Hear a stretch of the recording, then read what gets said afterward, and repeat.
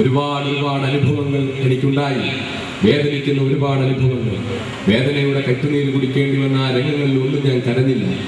ഞാൻ നേരത്തെ തിരുവനന്തപുരത്ത് സൂചിപ്പിച്ചതുപോലെ എൻ്റെ ആത്മാഭിമാനത്തെ ചോദ്യം ചെയ്യത്തക്കവണ്ണം, എൻ്റെ മതബോധത്തെ, എനിക്ക് മതബോധത്തിന് അനുസൃതമായി ജീവിക്കാനുള്ള എൻ്റെ അവകാശത്തെ ചോദ്യം ചെയ്യത്തക്കവണ്ണം ഞാൻ കക്കൂസിൽ ലെറ്ററിനിൽ പോകുമ്പോൾ, എനിക്ക് ലെറ്ററിനിൽ പോകുന്ന സമയത്ത്, മലമൂത്ര വിസർജനത്തിന് പോകുന്ന സമയത്ത് പോലും എനിക്ക് നേരെ ആളെ കൊണ്ട് നിർത്തി. ഇതൊക്കെ ചെയ്തത് എന്നെ പ്രകോപിപ്പിക്കുന്നതിന് വേണ്ടിയും ഓരോ പ്രകോപനങ്ങളും കഴിയുമ്പോൾ ഓരോ പുതിയ കേസുകൾ എടുക്കുന്നതിന് വേണ്ടിയുമായിരുന്നു. അങ്ങനെ എൻ്റെ മുന്നിൽ ആളെ കൊണ്ട് നിർത്തി. നിങ്ങളൊന്ന് ഓർത്തു നോക്കുക, മറ്റുള്ളവരുടെ മുമ്പിൽ പരസ്യമായിട്ട് നിന്ന് മൂത്രമൊഴിക്കുകയോ അല്ലെങ്കിൽ അതുപോലെയുള്ള കാര്യങ്ങൾ ചെയ്യുകയോ ചെയ്ത് ശീലിച്ചവരല്ല ഞാൻ. ചെറുപ്പത്തിലെ മതവിദ്യാഭ്യാസത്തിന് പോയി, ആ മതവിദ്യാഭ്യാസം കഴിഞ്ഞ് ആ രംഗത്ത് തന്നെ മുന്നോട്ട് പോയിക്കൊണ്ടിരിക്കുന്ന ഞാൻ മലമൂത്ര വിസർജനം ചെയ്യുമ്പോൾ പോലും തുണി കൊണ്ട് മുട്ടിന്റെ ഭാഗം വരെ മറച്ചിരുന്നു കൊണ്ട് വേണം ചെയ്യണമെന്ന് അനുശാസിക്കുന്ന നിയമത്തെ, ആ നിയമമനുസരിച്ച് ജീവിച്ച ഞാൻ എൻ്റെ മുന്നിൽ വന്നിട്ട് ഒരു കതക് പോലും ഇല്ലാത്ത കക്കൂസിന്റെ മുന്നിൽ എൻ്റെ തൊട്ടുമുന്നിൽ വന്ന് ആൾ നിൽക്കുമ്പോൾ മലമൂത്ര വിസർജനം ചെയ്യേണ്ടി വരുന്ന അവസ്ഥ എത്രയോ വേദനാജനകമാണ്. ഈ സന്ദർഭങ്ങളിലൊന്നും ഞാൻ എൻ്റെ ഹൃദയത്തിന്റെ നിയന്ത്രണം വിട്ടുപോകാതെ സൂക്ഷിക്കാൻ അല്ലാഹു റബ്ബുൽ ഇസ്സത്ത് എനിക്ക് അവസരം തന്നു. എത്രയോ അനുഭവങ്ങൾ. എനിക്ക് വേണ്ടി കൊണ്ടുവരുന്ന മാരി ബിസ്ക്കറ്റ്, ആ മാരി ബിസ്ക്കറ്റിന്റെ പാക്കറ്റ് കൊണ്ടുവരുമ്പോൾ സാധാരണ നിലയിൽ പരമാവധി ചെയ്യാൻ കഴിയുന്നത് അതിന്റെ മേളിലുള്ള പേപ്പർ ഒന്ന് കീറി നോക്കിയിട്ട് ഇതിനകത്ത് ബിസ്ക്കറ്റാണോ ബോംബാണോ എന്ന് നോക്കിയിട്ട് തിരിച്ചു തരാം. ഇതാണ് ചെയ്യേണ്ടത്. പക്ഷേ കോയമ്പത്തൂരിലെയും സേലത്തെയും സെൻട്രൽ ജയിൽ അധികാരികൾ ചെയ്തത്, കൊണ്ടുവരുന്ന മാരി ബിസ്ക്കറ്റ് അങ്ങനെ തന്നെ മേശപ്പുറത്ത് വെച്ചിട്ട് കത്തി കൊണ്ടതങ്ങനെ മുറിക്കും. കത്തി കൊണ്ടതങ്ങനെ മുറിച്ചിട്ട് പീസാക്കിയതിനു ശേഷം, പൊടിയാക്കിയതിനു ശേഷം തരും. ഇതുപോലെയുള്ള അനുഭവങ്ങൾ. എനിക്ക് വേണ്ടി കഴുകി തേച്ചു കൊണ്ടുവരുന്ന ജുബ്ബ എടുത്തിട്ട് വീശി അതിനകത്ത് മൊത്തം അഴുക്കാക്കി ആ ജുബ്ബലും വന്ന് എന്റെ സെല്ല് തുറന്നിട്ട് ബോംബ് സ്ക്വാഡ് എന്ന പേരിൽ നായെ കൊണ്ടുവന്ന് എന്റെ സെല്ലിൽ കയറ്റി. നിങ്ങൾക്കറിയും, ഇസ്ലാമിക വീക്ഷണപ്രകാരം നായ കയറിയെടുത്ത് നമസ്കരിക്കാൻ കഴിയില്ല. പിന്നീട് അവിടെ അതിന്റെ നിയമപ്രകാരം വൃത്തിയാക്കിയതിനു ശേഷമേ നിസ്കരിക്കാൻ കഴിയൂ. 5 നേരവും നമസ്കരിക്കേണ്ടി വരുമ്പോൾ അർദ്ധരാത്രികളിൽ ഒറ്റക്കാലിൽ റൂമിൽ കഴിയുന്ന എന്റെ സെല്ലിനുള്ളിലെ നായെ കൊണ്ടുവന്ന് കയറ്റിയിട്ട് ബോംബുണ്ടോ എന്ന് പരിശോധിക്കാൻ വരുമ്പോഴുള്ള അവസ്ഥ എന്തായിരിക്കുമെന്ന് നിങ്ങൾ ഓർത്തു നോക്കുക. ഇത് മാത്രമല്ല, പലപ്പോഴും രാത്രികളിൽ മൊബൈൽ ഫോൺ പിടിക്കാനെന്ന പേരിൽ എന്റെ സെല്ലിൽ വന്നിട്ട് ഞാൻ ഉപയോഗിക്കുന്ന കക്കൂസിന്റെ ക്ലോസറ്റിൽ വരെ ഉദ്യോഗസ്ഥന്മാർ അവരുടെ കയ്യിൽ പ്ലാസ്റ്റിക് ചുറ്റിയിട്ട് ഉറയിട്ടിട്ട് അവർ ആ സെല്ലിൽ, ആ ക്ലോസറ്റിൽ വരെ കൈയിട്ട് പരിശോധിക്കും. അതേ കൈ കൊണ്ട് തന്നെ എന്റെ ഡ്രസ്സിരിക്കുന്ന പെട്ടി തുറന്ന ആ കൈ കൊണ്ട് ഡ്രസ്സുകൾ എടുത്ത് വീശും. ഇങ്ങനെ എത്ര അനുഭവങ്ങൾ.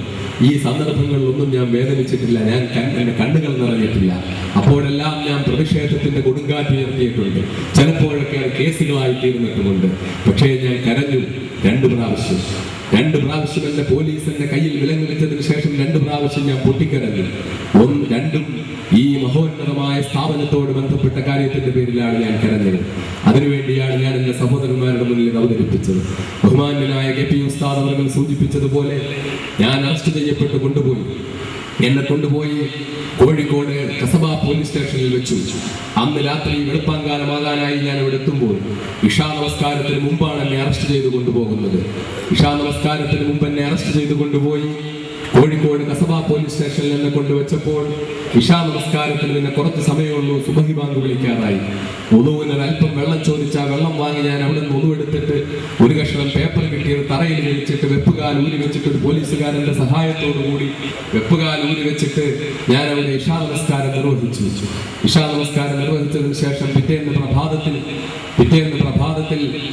പ്രഭാതം മുതൽ ചോദ്യം ചെയ്യൽ തുടങ്ങി.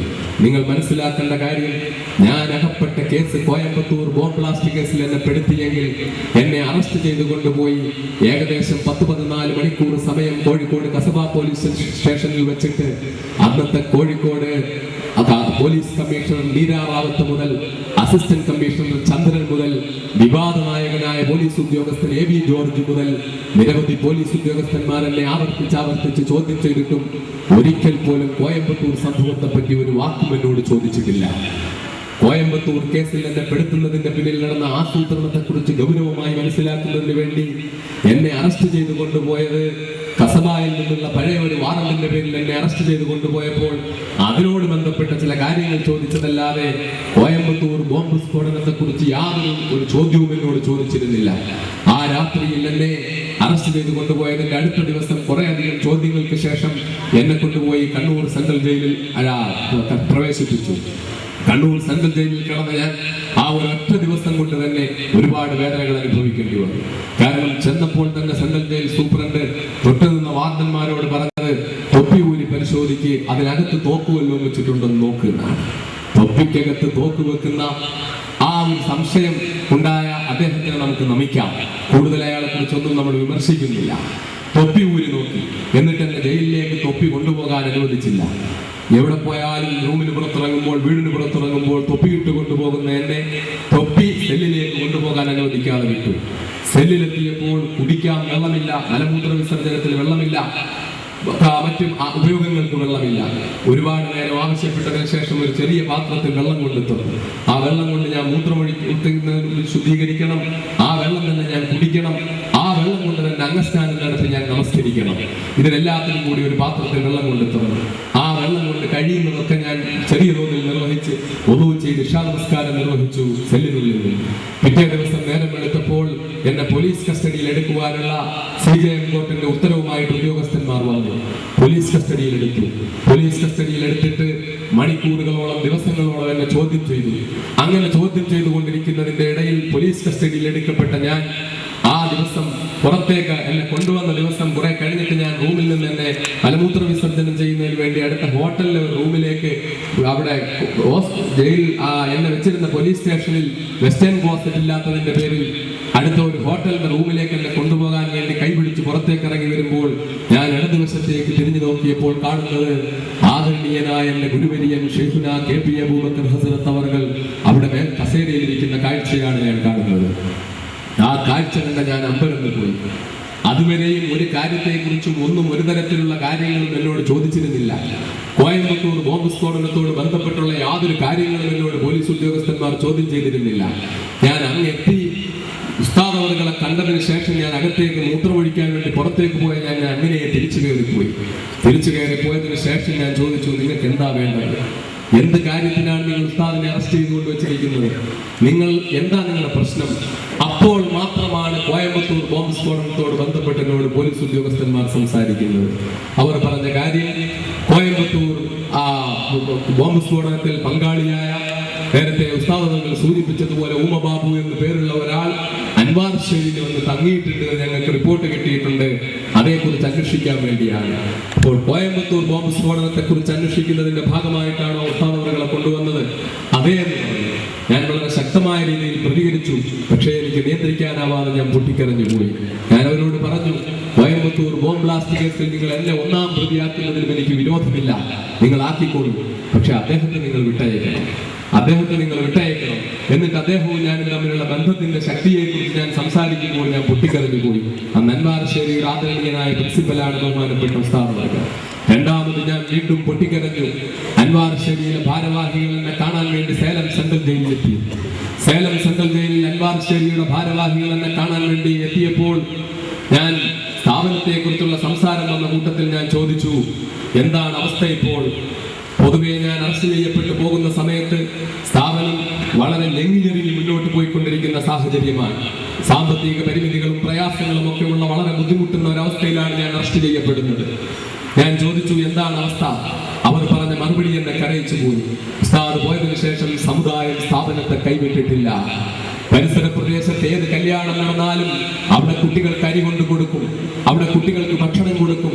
എല്ലാ ഭാഗത്തു നിന്നും ആളുകൾ ഇപ്പോൾ അൻവാർശ്ശേരിയിലേക്ക് ഒഴുക്കാണ്. ആവശ്യമായ സാധനങ്ങളും ആഹാര പദാർത്ഥങ്ങളും കുട്ടികൾക്ക് ആവശ്യമായത് മാത്രമല്ല, ആവശ്യത്തിലധികം അവർക്ക് കിട്ടുന്നുണ്ട്.